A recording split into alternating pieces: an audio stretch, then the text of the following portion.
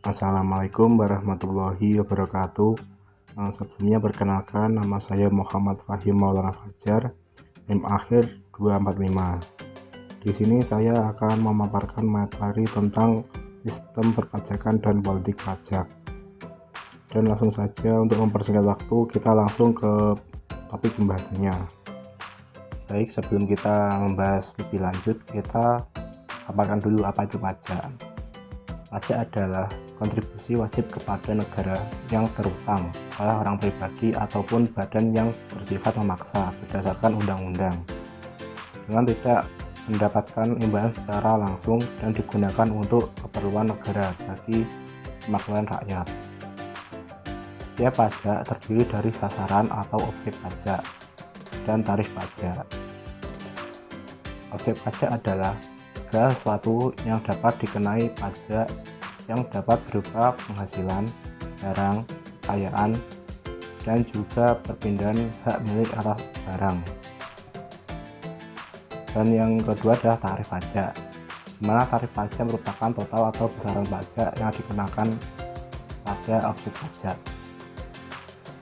Dengan membandingkan antara beban pajak dari setiap macam pajak dengan seluruh jumlah penghasilan ditambah dengan nilai seluruh kekayaan dari seorang wajib pajak, maka kita dapat menggolongkan pajak menjadi beberapa struktur bagaimana berikut.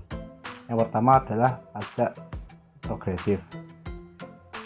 Pajak dikatakan progresif apabila tarif pajak rata-rata atau average tax rate meningkat dengan semakin tingginya dasar pajak atau tax base. Yang kedua adalah pajak proporsional. Pajak dikatakan proporsional apabila besarnya persentase pajak terhadap setiap tingkat penghasilan adalah tetap.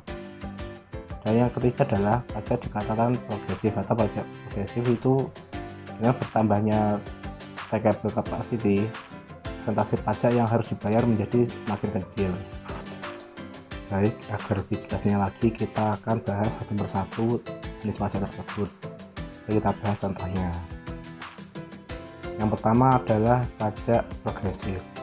Pajak dikatakan progresif apabila pajak itu dikenakan dengan persentase yang semakin tinggi dengan semakin tingginya kemampuan membayar pajak atau taxable capacity. Jadi kenaikan taxable capacity akan diikuti dengan kenaikan pembayaran pajak dengan persentase yang lebih besar. Sebagai contoh, perhatikan tingkat penghasilan sebagai dasar pengenaan pajak seperti pada tabel 5.1.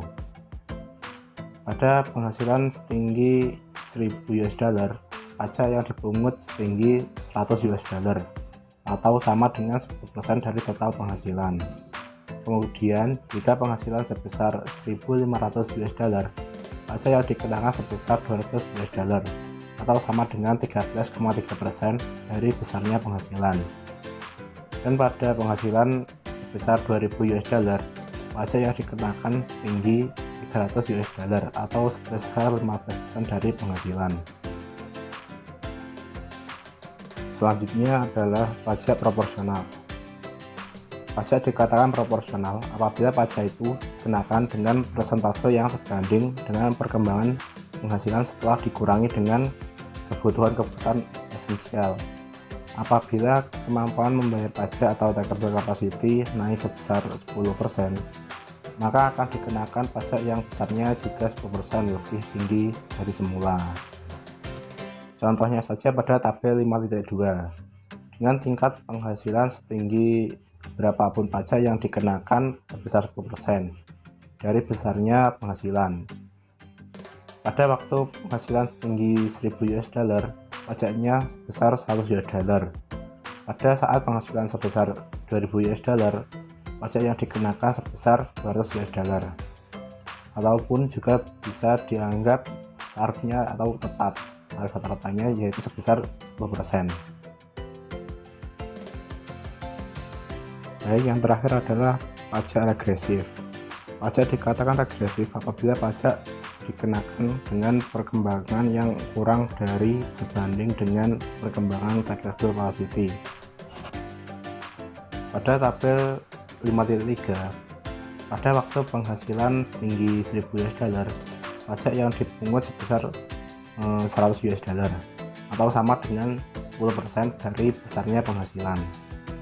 Tetapi ketika penghasilan mencapai 2000 US dollar, pajak yang dikenakan juga meningkat menjadi 150 US dollar, dan ini hanya setinggi 7,5% dari besarnya penghasilan. Berdasarkan atas berbagai pengertian di atas, maka dapat dikatakan bahwa pajak penghasilan dan pajak kekayaan biasanya lebih bersifat progresif, dan pajak penjualan lebih bersifat regresif. Hal ini disebabkan oleh usaha negara mengurangi kesenjangan dalam distribusi penghasilan, sehingga sistem pajak yang progresif hanya dapat diterapkan pada penghasilan sebagai objek pajak, dan bukan pada transaksi penjualan.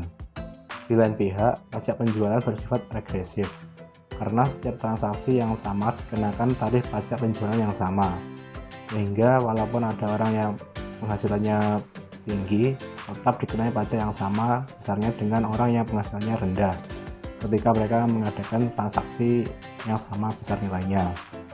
Dan terima kasih. Baik, itu tadi paparan materi dari saya. Jika ada kurang lebihnya saya mohon maaf, dan bila ada yang ditanyakan nanti didiskusikan di forum diskusi. Wabillahi taufiq wal hidayah. Wassalamualaikum warahmatullahi wabarakatuh.